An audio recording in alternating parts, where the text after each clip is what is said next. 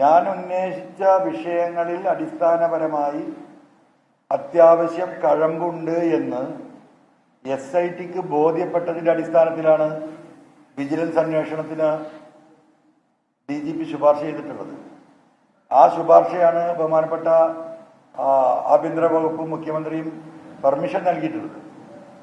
അതുകൊണ്ട് ഒരു കാരണവശാലും ഇനി അദ്ദേഹത്തെ മാറ്റി നിർത്തുകയല്ല, അദ്ദേഹത്തിന്റെ ഡ്യൂട്ടിയിൽ നിന്ന്, അദ്ദേഹത്തിന്റെ സർവീസിൽ നിന്ന് താൽക്കാലികമായി സസ്പെൻഡ് ചെയ്യണം. അതാണ് ഒന്ന്. അതിന് രണ്ടാമത്തെ കാരണം, SIT അന്വേഷണം നടക്കവേ തന്നെ വേറൊരു അന്വേഷണം ഇവിടെ നടക്കുന്നുണ്ട്, നിയമപരമല്ലാത്ത അന്വേഷണം. അത് പോലീസിന്റെ എല്ലാ ചട്ടങ്ങളും ലംഘിച്ചുകൊണ്ടാണ് അജിത് കുമാർ അതിന് നേതൃത്വം നൽകുന്നത്.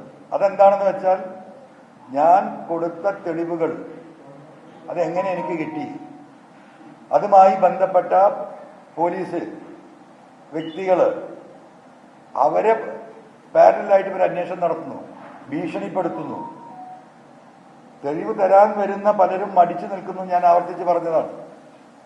അപ്പോൾ SIT ഒരു അന്വേഷണം നടക്കുമ്പോൾ ഞാൻ പറഞ്ഞ കാര്യങ്ങൾ SIT അന്വേഷിക്കുന്നുണ്ടല്ലോ, എനിക്ക് ഈ തെളിവ് എടുത്ത് കിട്ടിയത് SIT അന്വേഷിക്കുന്നുണ്ടല്ലോ.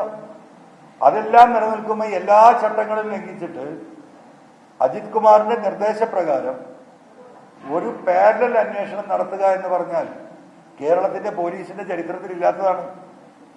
അപ്പൊ ഈ ഗവൺമെന്റും മുഖ്യമന്ത്രിയും ആഭ്യന്തര വകുപ്പും ഇവിടുത്തെ പോലീസിന്റെ ചട്ടങ്ങളും മാനുവലും ഒന്നും എനിക്ക് ബാധകമല്ല എന്ന് ആവർത്തിച്ച് അജിത് കുമാർ തെളിയിക്കുകയാണ്.